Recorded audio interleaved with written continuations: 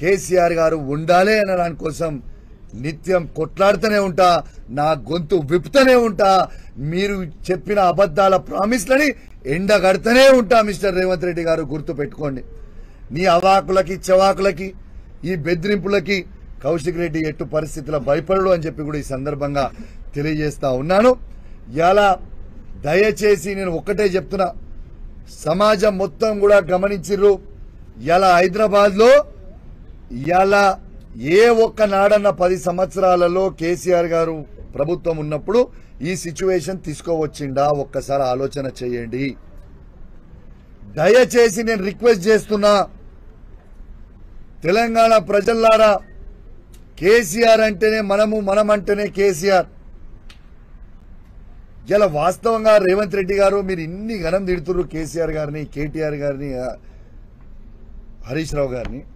వాస్తవంగా ఇలా కేసీఆర్ గారు లేకపోతే, ఈ తెలంగాణనే లేకపోతే అసలు నీవు ఆ ముఖ్యమంత్రి కుర్చీ మీద కూర్చునేటోన్వా?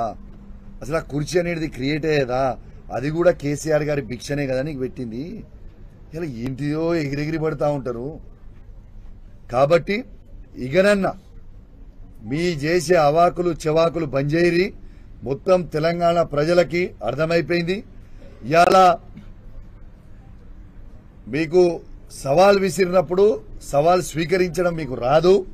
బంజేరి తెలంగాణ ప్రజలందరూ కూడా మీరు గుండాయిజం చేసిన గుండాయిజం మొత్తం చూసిర్రు, మీ రౌడీయిజం మొత్తం చూసిర్రు. దానికోసమే నిన్న అరెస్ట్ చేసిర్రు పోలీసులు. ఏంటిది, నిన్న హరీష్ రావు గారిని మా ఎమ్మెల్యేలందరినీ ఇక్కడి నుంచి తీసుకొని పోయి ఆ కల్వకుర్తి కాన్స్టిట్యున్సీ, షాద్నగర్ కాన్స్టిట్యున్సీకి తీసుకొని పోయింది. ఎందుకు తీసుకుపోయారు పైకి అంత దూరం? హరీష్ రావు గారు ఏం చేసిర్రు? హరీష్ రావు గారు అన్నదేంటిది? మీరు ఇలా గమనించాలి.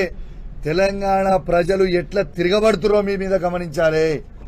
ఇలా హరీష్ రావు గారిని మీరు ఆడికి తీసుకుపోతున్నారు మాకైతే తెలియదు.